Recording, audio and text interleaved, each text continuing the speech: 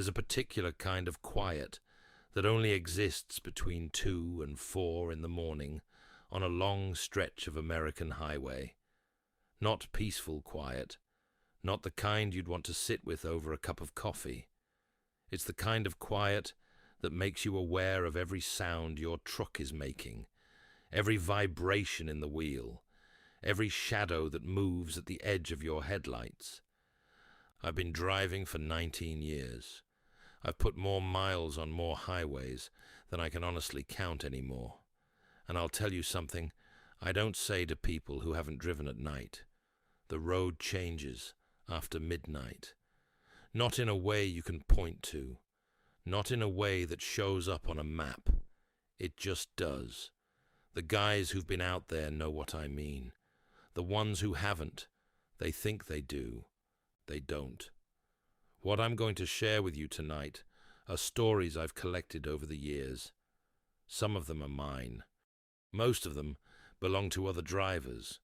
Men and women I met at truck stops, at way stations, at diners where the coffee is terrible and the booths are cracked vinyl, and nobody asks why you're sitting alone at 3 in the morning staring at the wall. These are the stories people tell when they're not trying to impress anyone, when they just need to say it out loud to someone who might understand. I'm not going to tell you these things are supernatural. I'm not going to tell you they have a rational explanation either. I'm just going to tell you what happened, what people saw, what they found afterward, and I'll let you sit with it the same way I have. The road at night is a different place. Pay attention out there. I want to start with something that happened to me personally, because I think it sets the right tone for everything else I'm going to share with you tonight. This was about 11 years ago, late November, and I was running a load of auto parts from Memphis down to Baton Rouge on I-55. Straightforward run, one I'd done maybe 30 times before. Nothing exotic about it. The weather was cold, but clear. No precipitation, light traffic. I'd had a solid 6 hours of sleep at a rest stop outside of Grenada, Mississippi, so I wasn't fatigued. I want to be clear about that, because what happened is the kind of thing people immediately try to explain away as road hypnosis or sleep deprivation, and I understand that, but that wasn't it. I crossed into Louisiana around 2:15 in the morning. The land flattens out down there, and the highway cuts through these long stretches of pine and wetland, and at night it feels like you're driving through a tunnel that goes on forever, with no end and no beginning. I'd been running about 40 minutes past the state line when I came up on a stretch of road that had one of those portable electronic message boards in the right shoulder. The kind DOT uses to warn about construction or accidents ahead. Orange frame, big LED display. I noticed it from about a quarter mile out because the display was lit up bright in the darkness. I got close enough to read it, and the message said, "Turn around now," not "road closed ahead," not "construction zone next exit," not any standard DOT language I'd seen in 19 years. Just "turn around now." I slowed down, looked for a second board, looked for any construction signs, any cones, anything that would give that message context. Nothing. The road ahead was completely clear as far as my headlights reached. I pulled onto the shoulder and stopped and sat there for maybe 2 minutes, just looking at the board, and then I got out of the cab and walked up to it. The message was still there. I took a picture of it with my phone. I still have that picture. Then I stood there on the shoulder in the cold and looked down the highway, and I couldn't see a single reason to turn around. No smoke, no lights, no sound of anything wrong. I got back in the truck. I called my dispatcher just to log that I'd seen the sign, and that I was proceeding because I didn't want any liability issues if something turned out to be wrong ahead. She thought I was pulling her leg. I kept driving. About 6 miles down the road, I came up on a scene that was still being worked by Louisiana State Police. An 18-wheeler had gone off the road and hit a tree line at what the trooper I talked to said was probably 60 miles an hour. The driver was alive but badly injured, and the wreck had just happened maybe 15, 20 minutes before I got there. I pulled over because they needed traffic management while they waited for more units.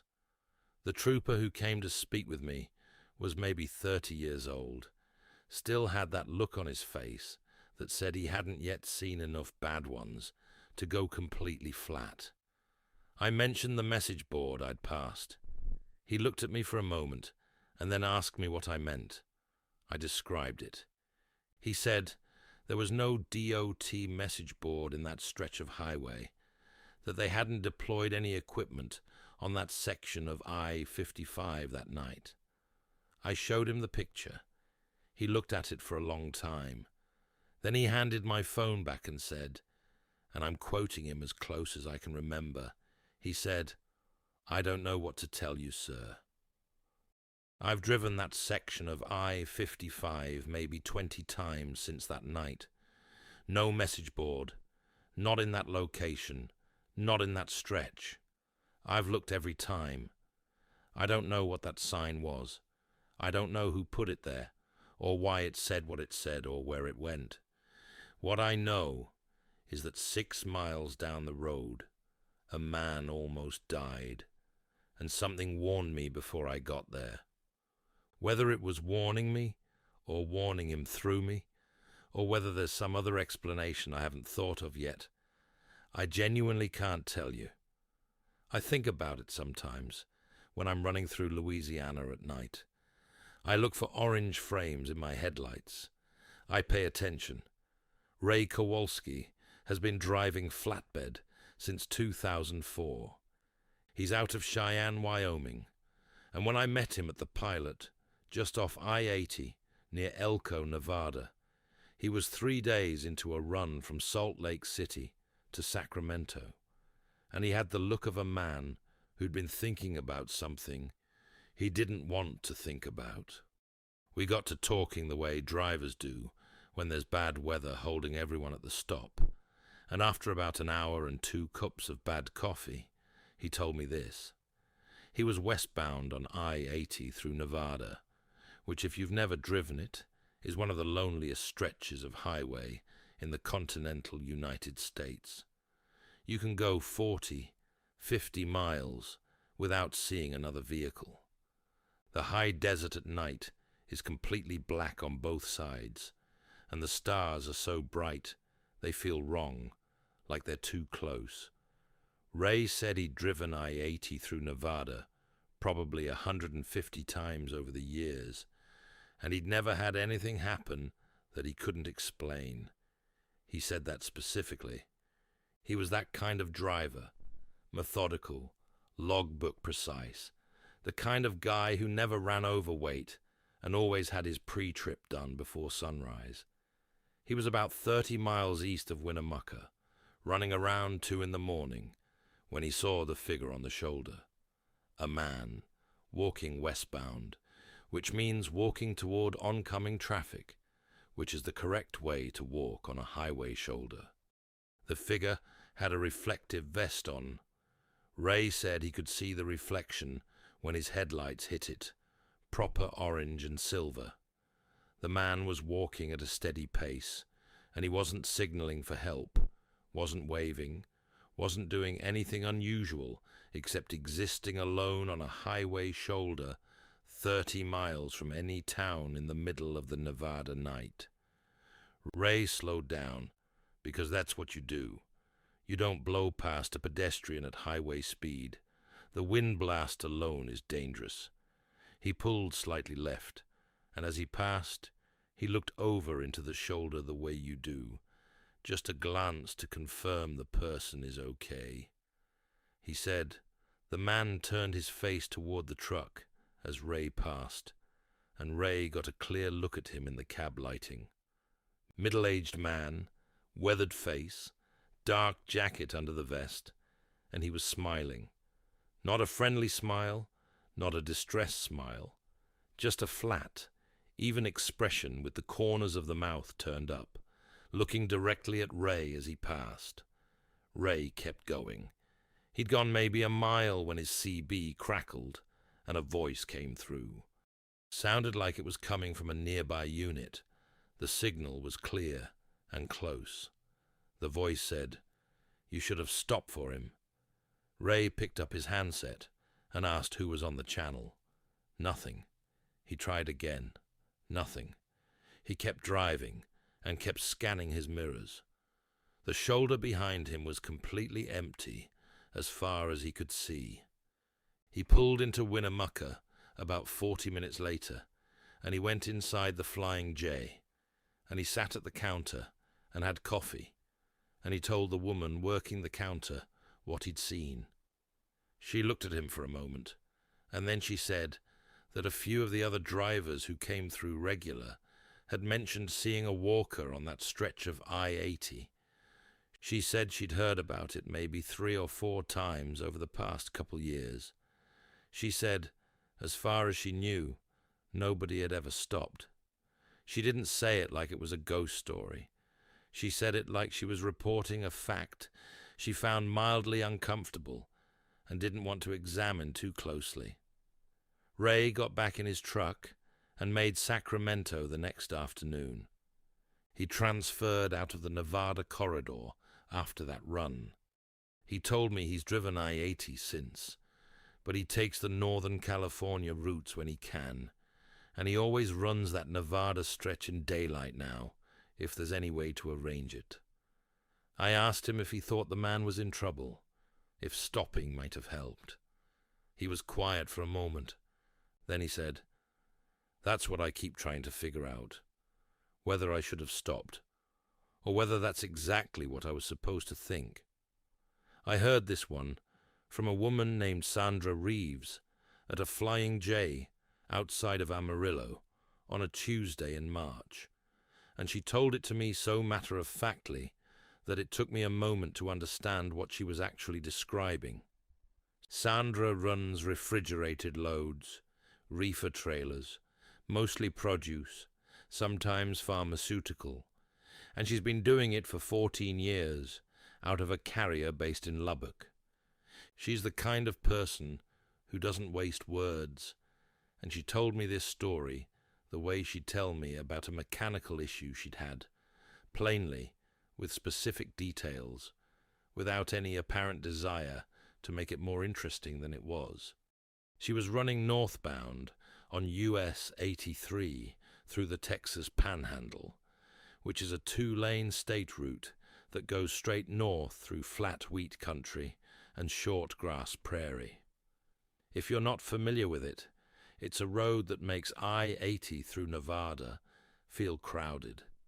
She was carrying a load of frozen meals from a distribution center south of Laredo up to a grocery chain warehouse in Liberal, Kansas.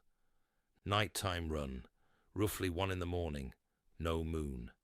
The reefer unit was running fine. Road was dry. She'd been on 83 for about 2 hours. She noticed the car around Shamrock, Texas, a sedan, older model, running with its headlights off, just tail lights.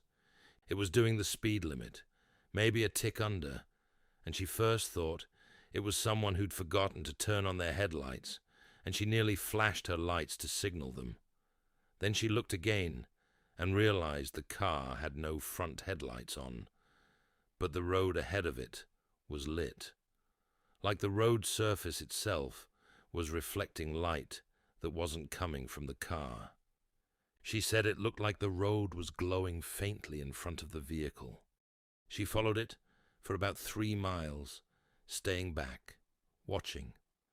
Then the car slowed and turned left onto a county road, and Sandra slowed down too, almost involuntarily, and she watched the car's taillights moved down the county road, and then they just stopped. Not like a car parking, like someone turned off a switch. One moment tail lights, next moment nothing. She kept going north. She didn't stop. She told me she didn't stop because she had a temperature-sensitive load, and she had a delivery window, and she had a practical reason not to stop. She said it very specifically, like she'd thought about it since, and decided that was the true reason. I didn't push her on it. She made Liberal by 6:30 in the morning, delivered clean, and then she sat in the truck stop there, and she looked up that county road on her phone. It went about 4 miles into the prairie, and dead-ended at what the satellite view showed as a farmstead. She zoomed in on the satellite image. She said the farmstead looked abandoned, collapsed outbuildings, no vehicles, the kind of place that hadn't been worked in decades. What bothered her, the thing she'd turned over in her mind for 2 years by the time she told me this, was that she'd passed a roadside memorial about a mile before, where the car turned. White cross, plastic flowers, the kind of thing you see all over rural Texas highways, and she'd passed it so many times on that route that she'd stopped really seeing it. But that night, as she was watching the car, she passed it, and she noticed it had a photograph on it, a photograph in a plastic sleeve. And in the 2 seconds she had, as she passed it, she saw the photograph clearly in her headlights. She told me it was a photograph of the car she'd been following. She'd never stopped at that memorial before. After that night she did stop, once, about a week later. The photograph was there. A sedan, older model, same color. She didn't get out of the truck. She sat there, on the shoulder with her hazards on, and she looked at it through the windshield, and then she drove north. She still runs US 83. She told me it's her most efficient route, and she's not going to change it over something she can't prove. But she said she doesn't follow cars with their lights off anymore. She just pulls back and lets them go where they're going. Mark Delano spent 12 years driving tanker before he switched to dry van, and he told me the reason he switched was not because of what happened, but because the sight of an empty tanker parking lot at 3 in the morning was something he didn't want to look at anymore. I heard this from him at a rest stop on I-10 in western Texas, somewhere between Pecos and El Paso. He was parked 2 spots down from me, and we ended up talking at the picnic tables, which nobody uses except drivers at odd hours who need to be outside for a while. He was hauling liquid fertilizer from a plant outside of Odessa down to a farm co-op in Presidio, which means running US 67 south through Marfa and then down to the river. It's not a glamorous run, and it's a road that demands attention in the daytime, let alone at night. Narrow in stretches, significant elevation change as you come down out of the high desert toward the Rio Grande Valley. Mark said he'd done it maybe 40 times, and he knew every curve. He was about 15 miles north of Marfa, running south around midnight, when his CB came alive. This was unusual, because US 67 through that part of Texas is not a heavily trafficked commercial route, and at midnight he'd expected to have the channel to himself. The voice that came through was a man's voice, older sounding, with a faint Texas accent. The voice said, "Southbound tanker on 67. You've got a brake problem on your trailer. Left side, rear axle. Don't lean on them coming into Marfa." Mark's first response was professional. He got on the handset and asked the caller to identify themselves and their location. No response. He tried again. Nothing. He thought about it for a moment, and then he pulled over on the shoulder and got out and walked back to check his trailer brakes. He said the lighting wasn't great, but nothing looked obviously wrong. He got back in the truck and radioed his dispatcher to log the stop and the communication. She noted it. He proceeded south, more cautiously, and coming into Marfa, there's a series of curves and a descent that requires good braking on a loaded tanker. He applied the brakes, and the left rear side grabbed wrong. Not a brake failure. The brakes held, but they applied unevenly, and for a moment he had a loaded tanker trying to push sideways on a curve. He caught it. He wasn't going fast enough for it to become a catastrophe, but he said if he'd been running at his normal speed and leaned on those brakes the way he normally would, he'd have been in serious trouble. With a load of liquid fertilizer on a narrow road in the dark, serious trouble has a very specific and ugly meaning. He made Marfa, pulled into a gas station, and did a full brake inspection with a flashlight. The left rear brake on the trailer had a partially seized adjuster that had caused uneven application. It was a real mechanical issue. He called it in, got a mobile truck service out of Marfa to come and look at it, had it documented. What Mark couldn't explain was the voice. He was the only southbound vehicle on US 67 for at least the 30 minutes before and after that transmission, because he'd have seen headlights. The voice knew his direction, his route, and the specific location of the defect. He said a DOT inspector or a sharp-eyed driver in a lot could potentially spot brake issues on a visual inspection. But this was a problem that didn't show anything visibly wrong from outside the trailer. The seized adjuster wasn't obvious until you were hands-on with it. His dispatcher had logged the timestamp of his radio contact. He asked the truck service tech if there was any way someone could detect that kind of brake issue from another vehicle. The tech looked at him for a moment and said not without being under the trailer. Mark nodded. He didn't ask any follow-up questions. He waited for the repair, got back on the road, delivered to Presidio at 5 a.m, and drove back to Odessa on straight daylight. He switched to dry van the following month. He told me it wasn't fear exactly. He said it was more like he was tired of having conversations he couldn't finish. The last story in this first group is one I've thought about more than most because of how ordinary it started and how completely it refused to resolve.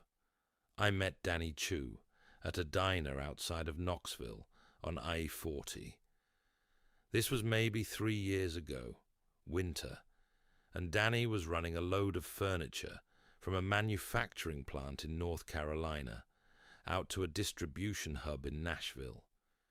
He was 26 years old, which is young for a driver, but not unheard of, and he had that careful, slightly formal way of talking that told me he'd been going over what he was about to say in his head for a while before he said it. He was running westbound on I-40 through the Smoky Mountain section, which is one of the more demanding stretches of interstate in the eastern United States. Long grades, significant curves, tunnels, and at night in winter, with no moon, it's genuinely dark in a way that urban and suburban people don't really have a reference for. He was loaded, about 42,000 pounds of flat-pack furniture, and he was running the grades correctly, managing his speed. He said he was focused, not tired, radio on low. About 10 miles past the Waterville exit, he passed a man standing on the shoulder. The man was just standing there, not walking, not waving, facing the road. He was wearing a heavy coat, and he was holding something. Danny said at highway speed he couldn't tell what it was at first. Maybe a sign, maybe a box.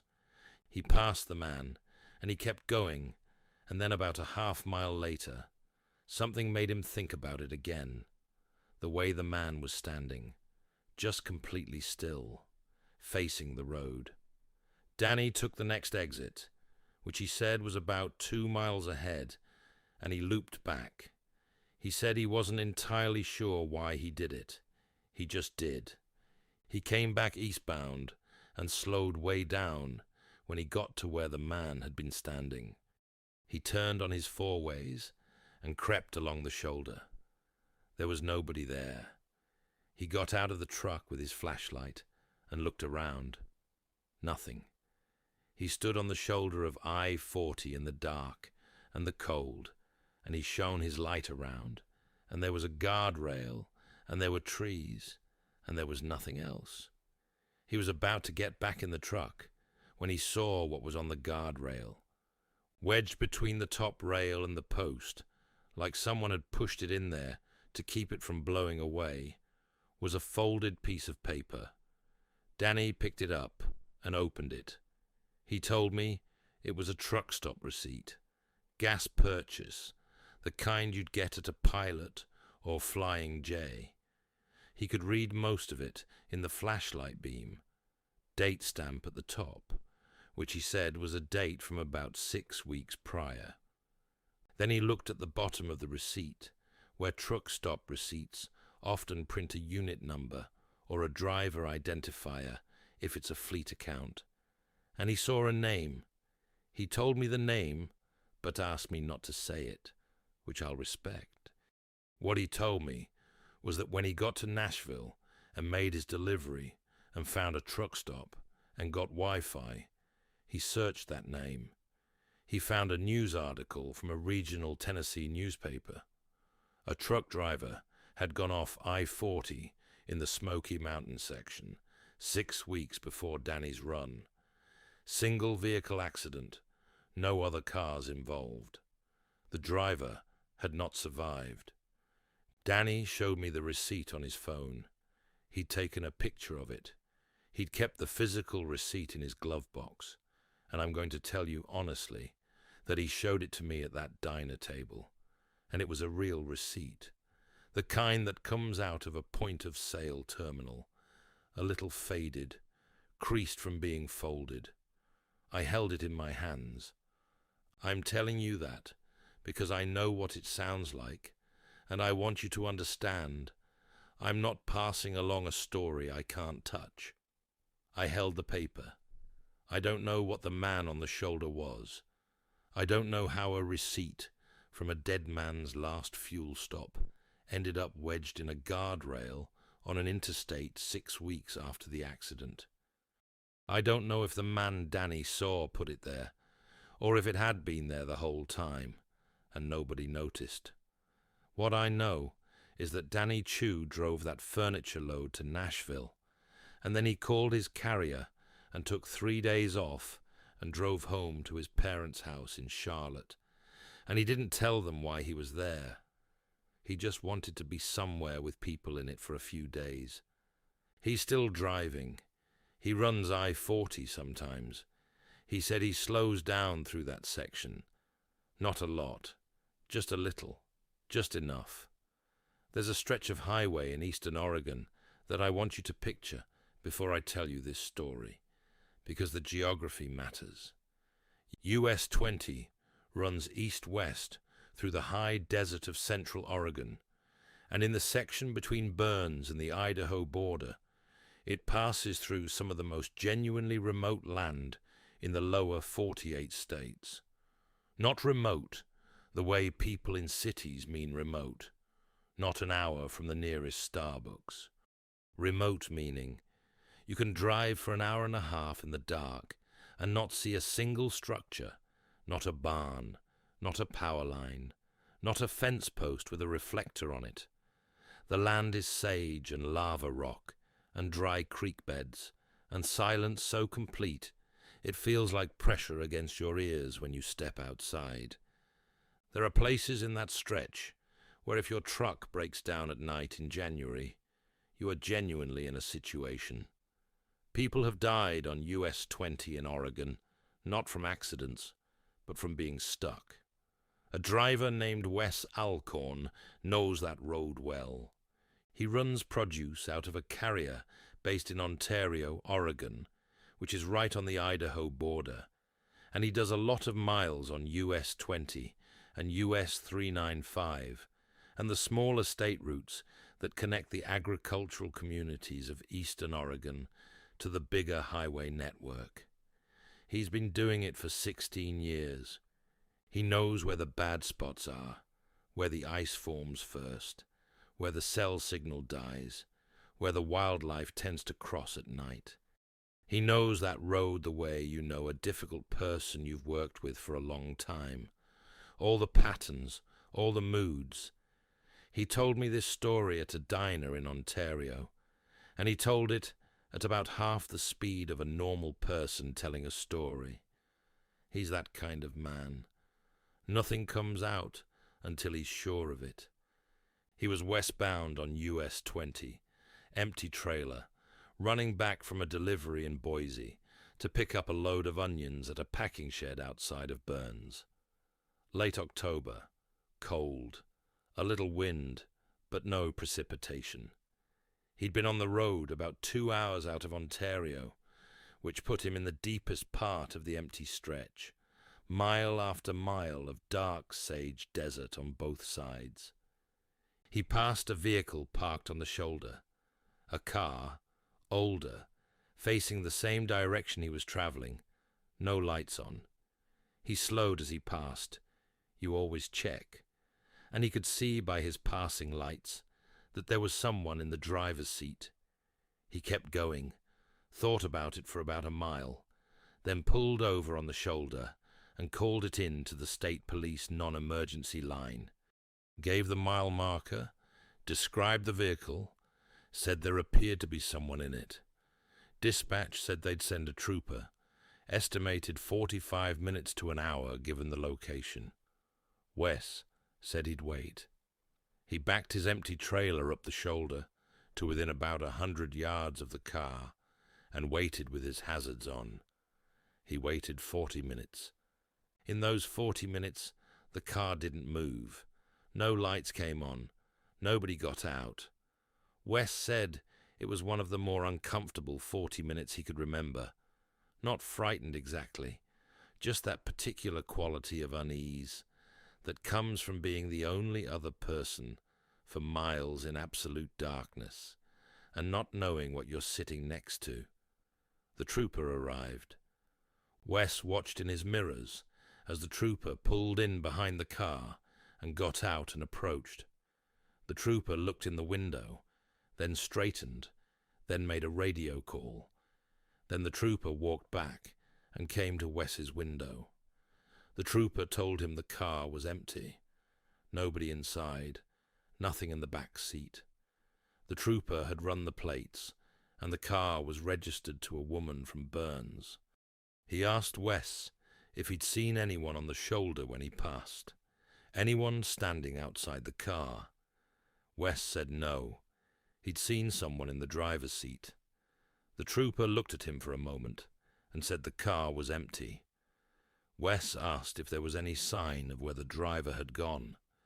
The trooper said there were no tracks in the shoulder gravel and no obvious footprints in the sage on either side of the road, though visibility was limited. He said it was possible the driver had gotten a ride from another vehicle between when Wes had called and when the trooper arrived. Wes said he'd been watching the car for 40 minutes and no vehicle had stopped. The trooper wrote something in his notepad. The car sat on that shoulder for 2 days before it was towed. Wes checked the local news for Burns that week. He found nothing about the car, nothing about a missing woman, nothing about anyone found in the desert. He called the Oregon State Police non-emergency line and gave the case number from his original call.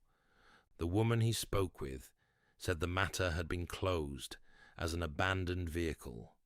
He asked if the registered owner had been located. She said she couldn't release that information. He drives past that mile marker 2 or 3 times a month. He told me the shoulder is just shoulder now, nothing to mark what happened. He said what he thinks about most is not the figure he saw in the car, but the 40 minutes he sat there with his hazards going in the dark, 100 yards back. He said he had a clear line of sight to that car for 40 minutes, and he would have seen a door open, would have seen someone get out, would have seen headlights from any vehicle that stopped. He said he is certain of that. And he said there is no explanation he has found, in 2 years of thinking about it, for how a car with someone in it became an empty car in a stretch of highway with no other vehicles and nowhere for a person to go. He finished his coffee. He didn't say anything else about it. He just finished his coffee and looked at the table for a while. I didn't ask any follow-up questions. There wasn't anything to ask. I'm going to tell you about something that happened over the course of 3 separate trips to 3 separate drivers on the same stretch of road. I've pieced this together from conversations over about 2 years, and I want to be clear that the 3 drivers didn't know each other. None of them had talked to the others before I mentioned, carefully, that I'd heard something similar from someone else. Each time I did that, the driver I was talking to went very still for a moment. That stillness told me something. The road is US 93 in Nevada, the section between Ely and Wells. It's a north-south route through some extremely lonely country, basin and range terrain, dry mountain passes, salt flats, the kind of place that hasn't changed much in 10,000 years and doesn't much care that humans built a road through it. The first driver was a woman named Teresa, who runs agricultural loads in Nevada and southern Idaho. She told me she'd been southbound on 93 late at night when she'd seen a light in the desert to the east of the highway. Not a stationary light, a moving light, low to the ground, traveling parallel to the highway in the same direction she was going, roughly the same speed. She watched it for about 10 minutes.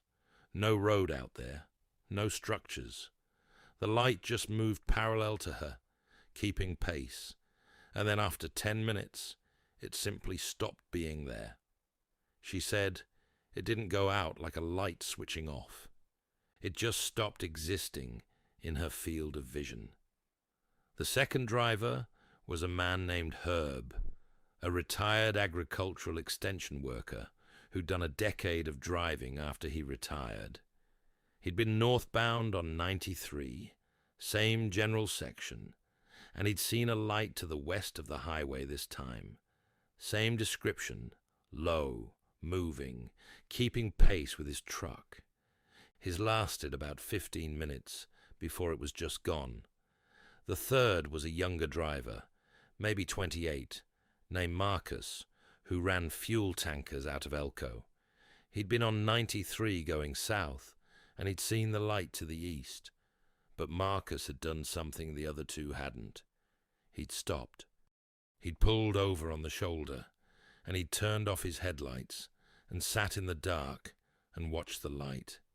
He said when he stopped, the light stopped too. It was just out there in the desert, stationary, maybe 300 yards off the road. He sat watching it for maybe 5 minutes. It didn't move. He described it as about the size of a basketball at that distance, a steady white-yellow color, no flickering. Then he turned his headlights back on, and the light moved. It came toward the highway. He started driving. He said he put it in gear and got moving and didn't look back for about 2 miles. And then he looked in his mirrors, and the highway behind him was dark.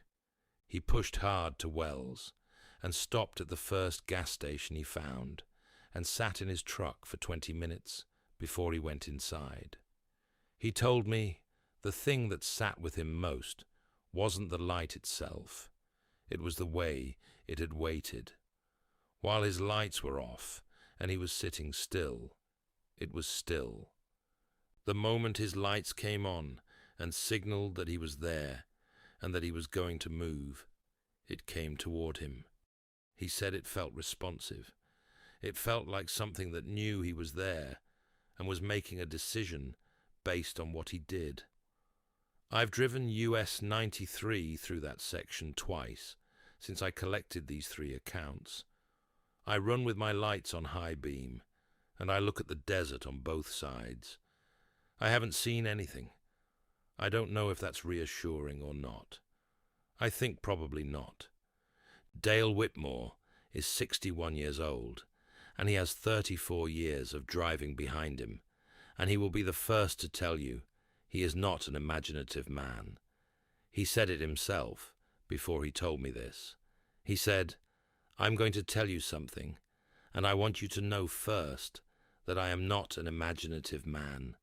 So whatever I tell you is what happened, not something I added to." I believed him before he'd finished the sentence, because you can see it in him. A man built out of practicality and patience and the steady erosion of unnecessary words that comes from 3 decades alone in a cab.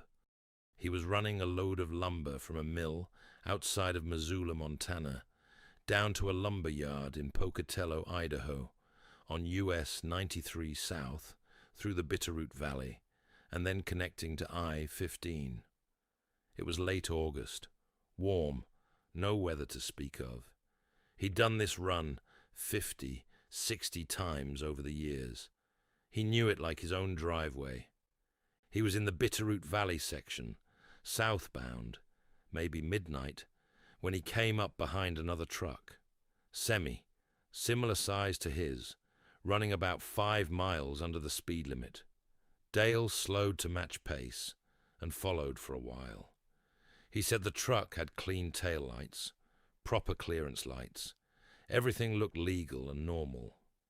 He followed it for maybe 8 miles without trying to pass, because the road was winding and there was no good opportunity. Then the road straightened out and Dale moved left to pass. He pulled up alongside the truck and he looked over at the cab the way you do when you're passing another driver, just that quick professional acknowledgement. The cab was empty. He said it with the flatness of a man who has examined a memory 10,000 times and is now just reporting it. The cab was empty, no driver in the seat. The truck was rolling at highway speed down US 93 in the Bitterroot Valley at midnight with no driver in it. He got past it and pulled back into the right lane and looked in his mirrors, and the truck was behind him, maintaining pace, taillights steady. He picked up his CB and called out on 19, identified himself, asked the truck behind him to identify. Nothing. He tried 3 more times over the next few miles. Nothing. He slowed down. The truck behind him slowed at the same rate, maintaining the gap. He sped up. The truck sped up. He took the next exit, which brought him off onto a state route. He sat at the bottom of the ramp and watched US 93. The truck didn't take the exit. He watched its tail lights continue south on 93, and then he couldn't see them anymore. He sat at the bottom of that exit ramp for a few minutes. Then he got back on 93 southbound. He ran the next 40 miles to the Idaho border, looking for that truck. He never saw it again. He told me the thing he couldn't rationalize wasn't the empty cab. He said, there are ways a person could work through that. Bad light, the angle, his own perception. What he couldn't rationalize was the behavior. A truck doesn't slow when the truck ahead slows without a driver foot on the brake or a hand on the wheel. A truck doesn't maintain a precise following distance at varying speeds by itself. Not in a 1990s era Peterbilt, which is what he said it was. He'd had enough time alongside it to see the cab clearly. Whatever was in that truck, whatever was driving it, it wasn't nothing. Something was making decisions. Dale said that very specifically. He said, something was making decisions in that truck. He said it like it was a technical conclusion he'd arrived at and wasn't happy about. He's still driving. He told me the Bitterroot Valley is still on his regular route, and he can't justify changing it over something he can't prove. He said he doesn't follow close behind trucks at night anymore. He runs with more distance than the books call for. Just more space. Just room to think if he needs it. I heard this one from a retired driver named Howard Beale, who'd spent 25 years running the Gulf Coast corridor before his knees gave out and he had to stop. He was at a table at a Veterans of Foreign Wars post in Biloxi, Mississippi, where I'd stopped to use the parking lot, and he came out to look at my truck the way old drivers do when they see a rig, just wanting to be near one again. We ended up inside at a table, and he bought me a cup of coffee and told me this. He'd been running US 90 along the Gulf Coast in Mississippi, which is a coastal highway that runs through beach towns and fishing communities and has the Gulf of Mexico on one side and old live oaks on the other, for long stretches. It's a different kind of road from the western interstates, older, narrower in places, with the history of the coast pressed right up against the pavement. Howard loved it. He said it was his favorite run, even after 25 years. He was running eastbound, late at night in September, a few years before Hurricane Katrina, and he was hauling a refrigerated load of seafood from a processing plant in Pascagoula to a distribution center in New Orleans. He'd done this run so many times, he could have driven it with his eyes closed, which he said was exactly the wrong attitude to bring to any road, but especially that one. He was just east of Bay Street Louis when he saw the woman standing at the edge of the road, not on the shoulder exactly, at the edge, where the pavement met the grass median, just standing there facing east, which was the direction he was traveling. She was wearing a white dress, and she had dark hair, and she was just standing there at 1 a.m.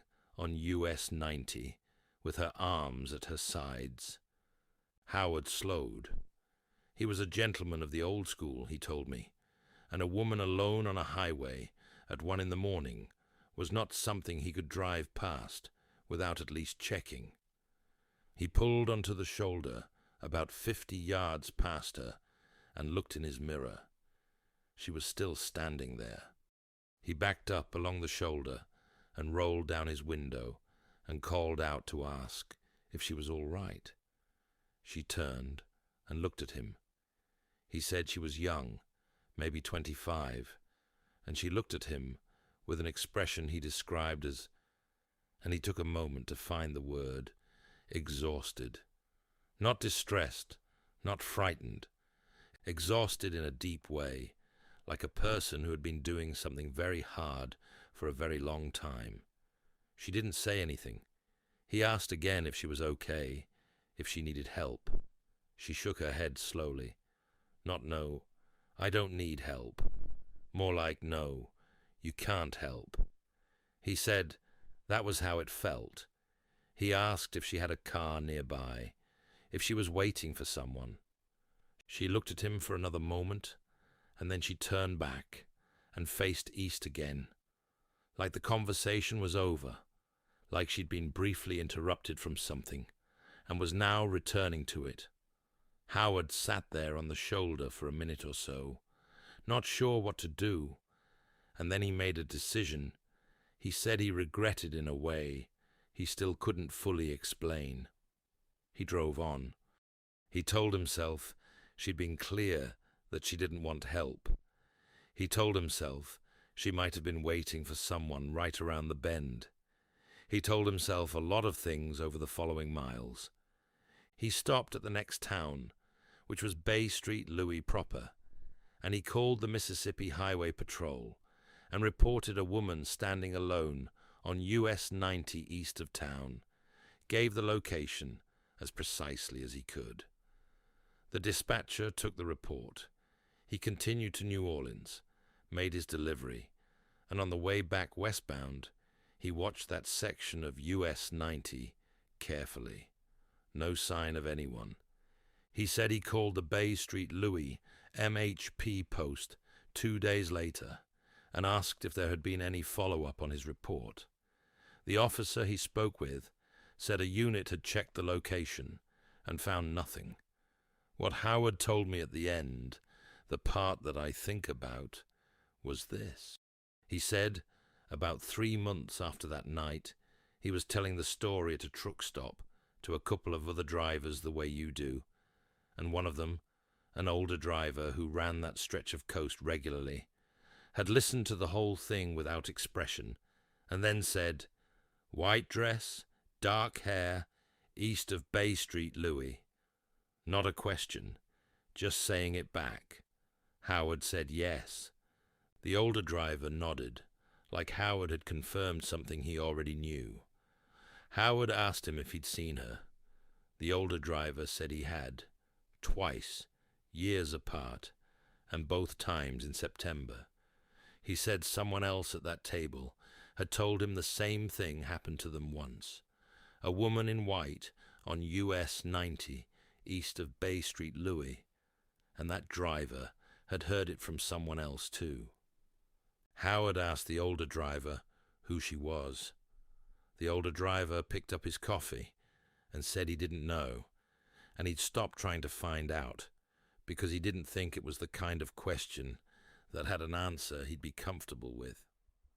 Howard told me he thought about her sometimes when the weather turned and September came around.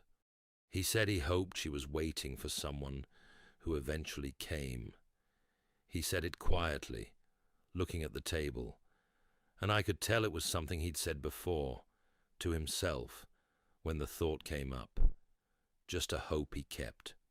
Just that. The last story I'm going to share with you tonight is mine. Not the one I told at the beginning. That was mine too. But this one is different, and I've saved it for last, because it's the one I understand least, and I think that's the right place to end.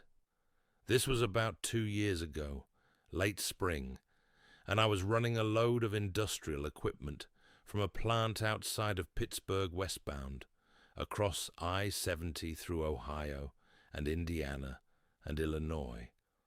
Long run, familiar territory, one I'd done versions of dozens of times.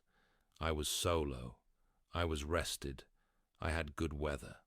Somewhere in eastern Indiana, I had the particular feeling I sometimes get on night runs, where everything is exactly right. The road is smooth. The truck is running clean. The load is balanced. The CB is quiet. The coffee in the thermos is still warm. And for a stretch of miles, you feel completely at ease in a way that's hard to describe to someone who hasn't spent serious time alone on a highway at night. It's not happiness exactly. It's something more like alignment, like you're doing exactly what you're supposed to be doing, in exactly the place you're supposed to be. I was in that state of mind when the radio came on. Not the CB, the AM/FM radio in the dash, which I hadn't turned on. It came on by itself, at low volume, and what came out of it was not music and not a station. It was a voice, a man's voice, older, speaking quietly and clearly. And what the voice said was this: "You should call your father." That's all.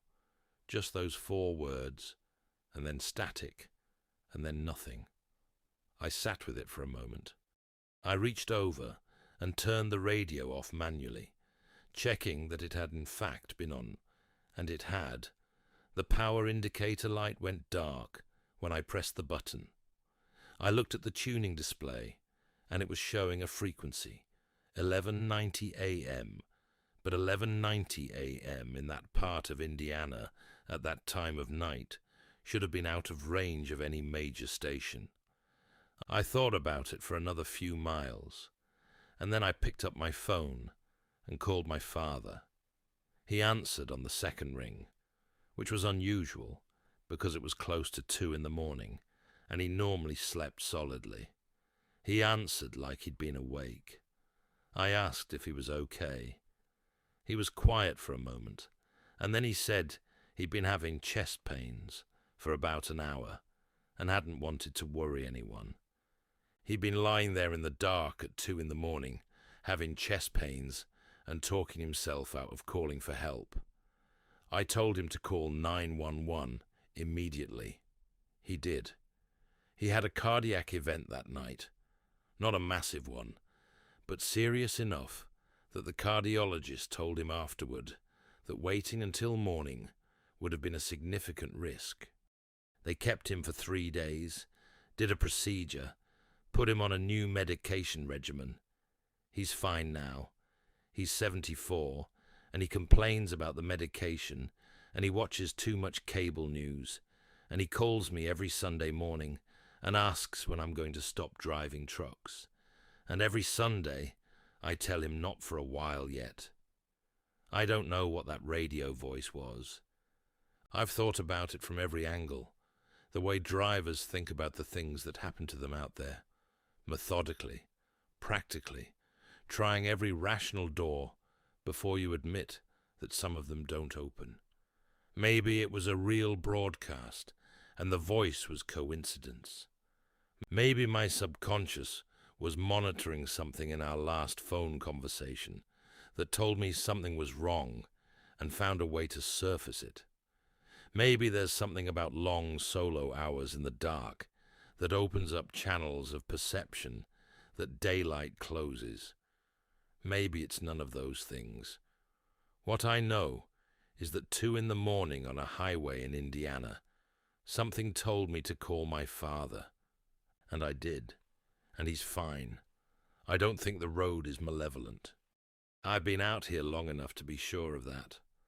What I think, what 19 years of night driving has made me believe in a way I couldn't have believed sitting still, is that the road is aware. Not conscious the way we're conscious, nothing that simple, but aware the way weather is aware, the way a river is aware. It has its own logic, its own patterns, its own way of conducting information between one point and another. The drivers who are out there at 3 in the morning, in the dark, covering the miles that hold the country together, while everyone else is sleeping. We're moving through something that notices. I can't tell you what it notices, or what it does with what it observes, or whether it's friendly or indifferent, or something else entirely. But I've been out here long enough to stop believing that the strange things that happen on empty highways are glitches or errors or failures of perception. I think the road is trying to tell us something. I think it has been for a long time. I think most of us aren't listening carefully enough. Be safe out there. Pay attention. And if something tells you to make a phone call, make it.